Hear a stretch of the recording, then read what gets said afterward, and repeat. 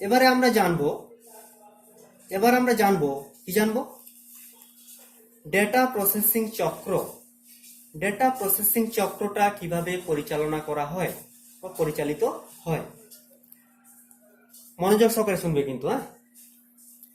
Data থেকে information বের করার পদ্ধতিটি মূলত 4টি ধাপে, কয়টি ধাপের কথা বললাম? 4টি ধাপে সম্পন্ন হয়। ডেটা থেকে ইনফরমেশন বের করার পদ্ধতিটি মূলত প্রধানত 4টি ধাপে সম্পন্ন হয়। একে ডেটা প্রসেসিং চক্র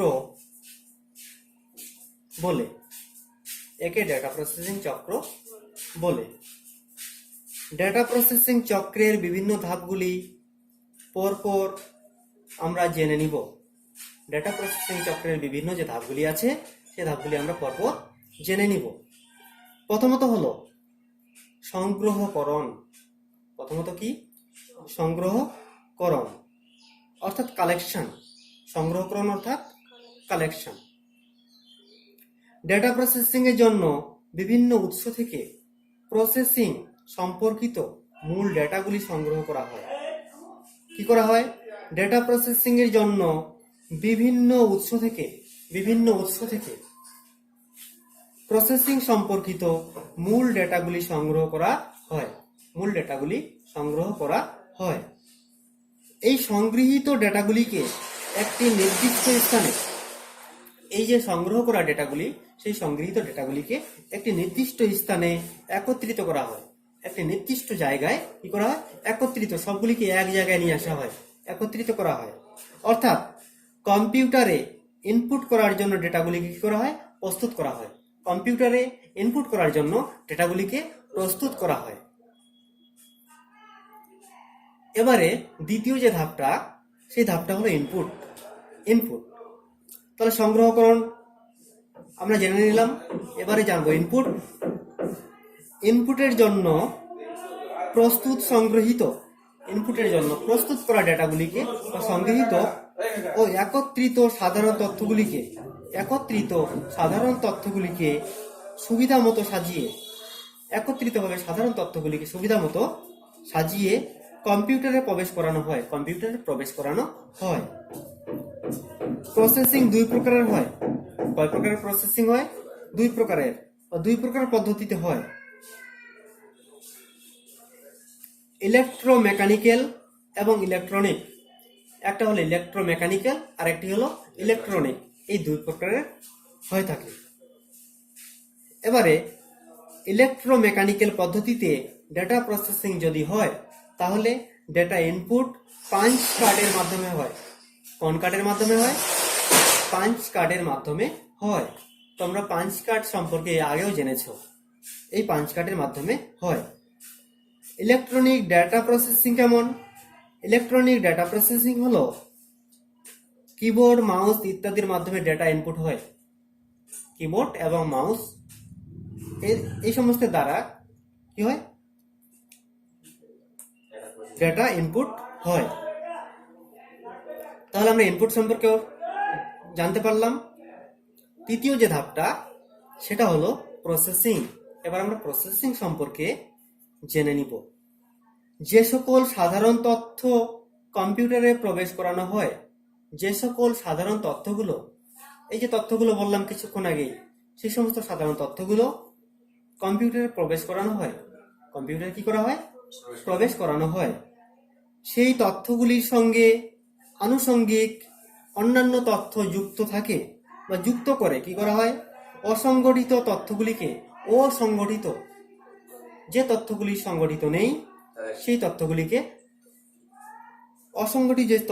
সেই অসংগঠিত তথ্যগুলোকে প্রয়োজনীয় এবং ব্যবহারযোগ্য অর্থবহ তথ্যে বা ইনফরমেশনে পরিণত করা হয়।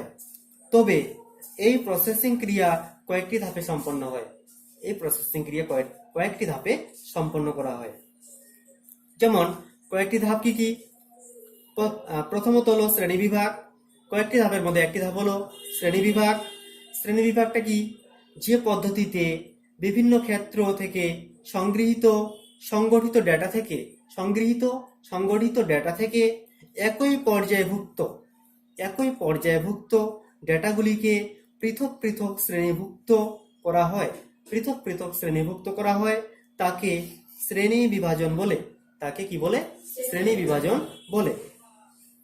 তাই বিভিন্ন অসংগঠিত ডেটা শ্রেণী বিভাজনের মাধ্যমে কিভাবে পৃথক পৃথক শ্রেণীভুক্ত করা হয় সেটা আমরা সংক্ষেপে একটু জেনে নিব। ঠিক আছে? কিভাবে? যেমন প্রথমত একটা পার্ট করেছে ডেটা, আর আরেকটা পার্ট আছে কি প্রসেসিং। একটা পার্ট হলো ডেটা বা ডাটা, আরেকটা পার্ট হলো প্রসেসিং, এবং আরেকটা পার্ট হলো কি আউটপুট। ডেটাটা কি? যেমন যে কোনো এর আগে বললাম যে কোনো মানুষের নাম হতে পারে, তাই তো? যেমন রাজীব দাস, হ্যাঁ, ধরো না, তার সাবজেক্ট কি কি আছে? বেঙ্গলি আছে, ইংলিশ আছে, ম্যাথামেটিক্স আছে, বা আদার্স আর কিছু আছে। ঠিক আছে? এবার প্রসেসিং কি? প্রসেসিং হলো প্রসেসিং এর পর্যায়ে যেটা শ্রেণী বিভাজন। ঠিক আছে? এবং আউটপুটের ক্ষেত্রে কি? আউটপুট হলো কি? যেমন রাজীব দাস, হ্যাঁ, রাজীব দাস, ঠিক আছে, সেই রাজীব দাস কি? আউটপুটের ক্ষেত্রে নেম হবে রাজীব দাস, তাই তো? তাই না? সে যদি একজন স্টুডেন্ট হয়, তার একটা রোল নাম্বার থাকবে, থাকবে কি না? ধরে নাও তার রোল নাম্বার হলো কি 5 বা 6। কি থাকবে? তার জন্ম তারিখ থাকবে, তাই তো? সেখানে জন্ম তারিখটা ধরে নিতেই পারো, যেমন 10-12-82 কি 2002, হ্যাঁ, এরকম হতে পারে। তার সাবজেক্ট কি? সেখানে সাবজেক্টগুলো উল্লেখ থাকবে, যে সাবজেক্ট লেখা থাকবে, হ্যাঁ, সেটা কি বেঙ্গলি, ইংলিশ, ম্যাথামেটিক্স বা আদার্স, হ্যাঁ, এই ধরনের। এটা তোমার গেল কি? প্রথমটা হলো ডেটা। ডেটা বলতে কি সংগ্রহ করেছি আমি তার নাম, বয়স, সাবজেক্ট, রোল নাম্বার, এই সমস্ত সংগ্রহ করা হয়েছে।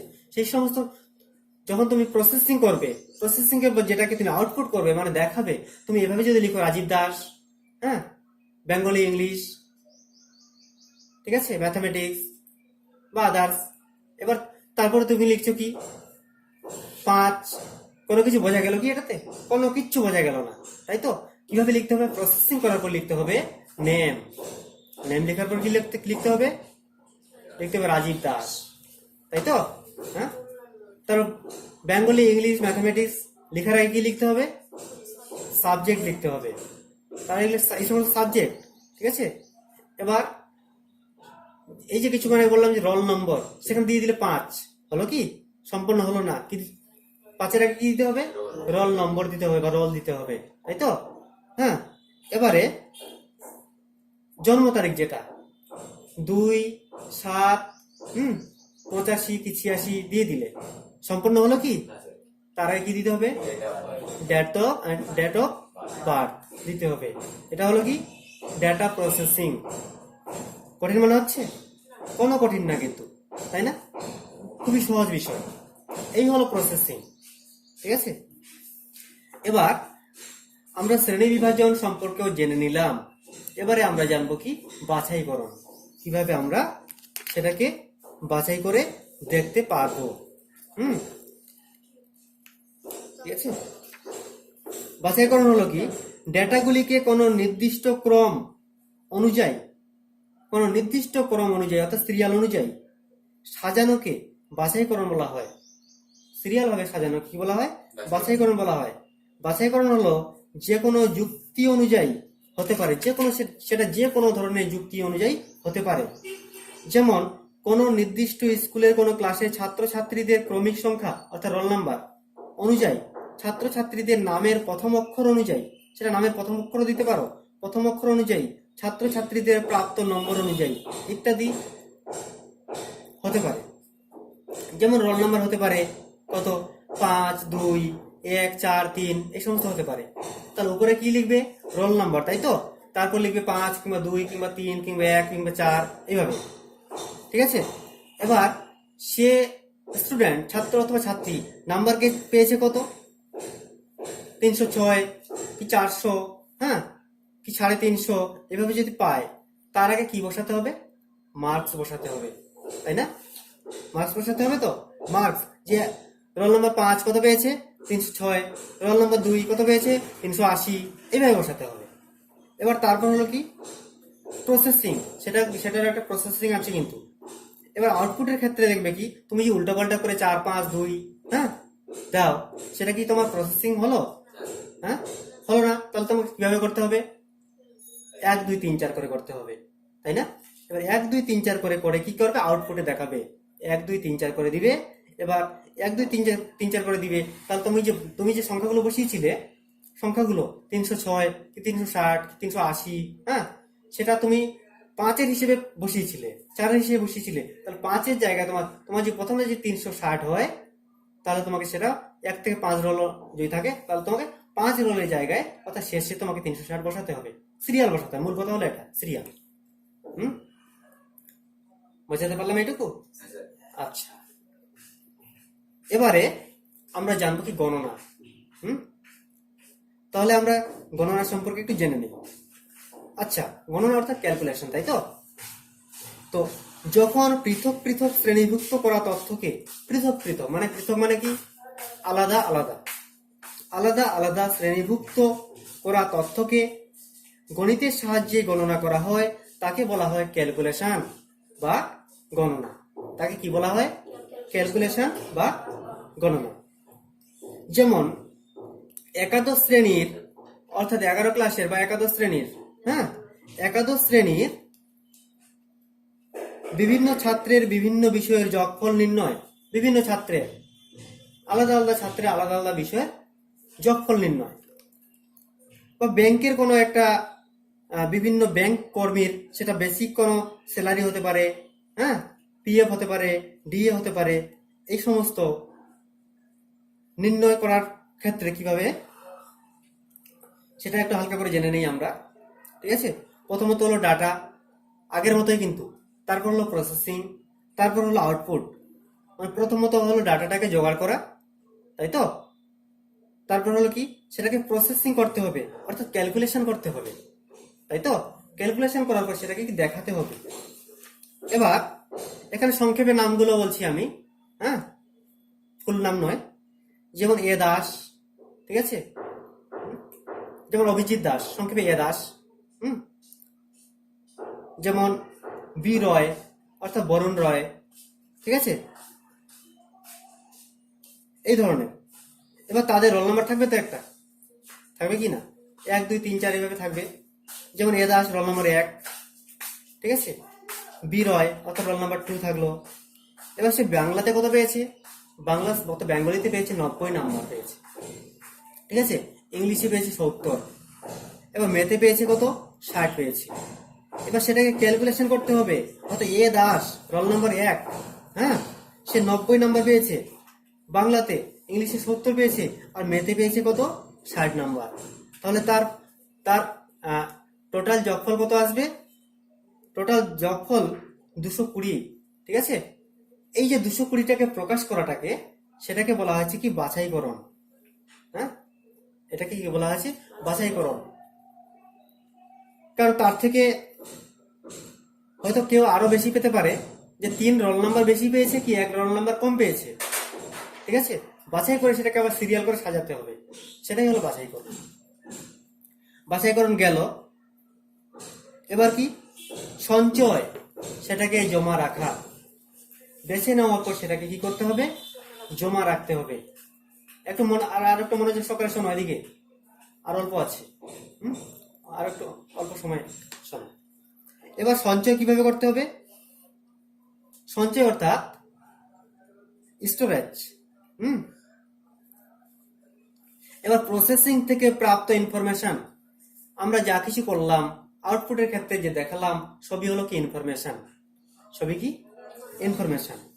প্রসেসিং থেকে প্রাপ্ত ইনফরমেশনকে পরবর্তীকালে ব্যবহারের জন্য বিভিন্ন প্রকার ডিস্কে আমরা সঞ্চয় করে রাখতে পারি। বিভিন্ন প্রকার ডিস্কে, সেটা সিডিতে হতে পারে, হার্ড ডিস্কে হতে পারে, হ্যাঁ, কোনো মেমোরিতে হতে পারে, ঠিক আছে, পেন ড্রাইভে হতে পারে, কোনো ডিস্কে, এক কথায় ডিস্কে আমরা সঞ্চয় করে রাখতে পারি। এর ফলে প্রয়োজন অনুযায়ী একদিকে যেমন ইনফরমেশনকে খুব তাড়াতাড়ি কাজে লাগাতে পারি, আর অপরদিকে কি তেমনি বারবার প্রসেসিং করতে হয় না, বারবার আমাদের প্রসেসিং করতে হয় না। আমরা যদি জমা রেখে দেই, তাহলে আমরা পরবর্তীতে সেটা সঠিক ভাবে দেখতে পারবো সময় সময় মতো। আর বর্তমানে সঞ্চয়ের মাধ্যম হিসেবে হার্ড ডিস্ক, ফ্লপি ডিস্ক এবং সিডি রম ব্যবহার করা হচ্ছে। হার্ড ডিস্ক, ফ্লপি ডিস্ক এবং সিডি রম এই সমস্ত ব্যবহার করা হচ্ছে। এটা হল গেল তোমার ইন্টারনাল এবং ইন্টারনাল বা এক্সটার্নাল, যেমন সিডিটা। এবার এক্সটার্নালের মধ্যে তোমার আরো আছে, পেন ড্রাইভে রাখতে পারো, ঠিক আছে, কোনো চিপে রাখতে পারো, মেমোরি, তাই তো, এই ধরনের। তাহলে আমরা সর্বশেষে জানবো আউটপুট। সর্বশেষে কি জেনে নিব? আউটপুট। অর্থাৎ প্রসেসিং থেকে প্রাপ্ত ফলাফলকে আউটপুট বলা হয়। প্রসেসিং থেকে প্রাপ্ত যে একটা ফলাফল অর্থাৎ রেজাল্ট, সেটাকে বলা হয় আউটপুট। ঠিক। আউটপুট কি ধরনের হবে তার ডেটার ধরনের উপর নির্ভর করবে। আউটপুট কি ধরনের হবে সেটা কার উপর নির্ভর করবে? ডেটার ধরনের উপর নির্ভর করবে। সেটা কি ধরনের, হ্যাঁ, তার উপর নির্ভর করবে, তো তার উপরে নির্ভর করবে। ঠিক আছে। প্রসেসিং এর পর বিভিন্ন মাধ্যমে আমরা আউটপুট পেতে পারি। প্রসেসিং এর পর আমরা বিভিন্ন মাধ্যমে আউটপুট পেতে পারি। যেমন মনিটরের মাধ্যমে পেতে পারি, তাই না? কম্পিউটার মনিটরের মাধ্যমে আমরা আউটপুট পেতে পারি। আমরা প্রিন্টারের মাধ্যমে পেতে পারি, যে প্রিন্টার থেকে আমরা একটা প্রিন্ট করে কাগজ বের করে সেটা পেতে পারি। ঠিক আছে। এবং আমরা স্পিকারের মাধ্যমে পেতে পারি, স্পিকারের মাধ্যমে, সাউন্ড বক্সের মাধ্যমে পেতে পারি, তাই তো। অর্থাৎ যেমন স্পিকারের মাধ্যমে শব্দ সৃষ্টি করে আমরা কিন্তু সেটা আউটপুট পেতে পারি। এই হলো আউটপুট। তাহলে আমাদের ডেটা প্রসেসিং চক্রটা পুরোটাই জানা হলো।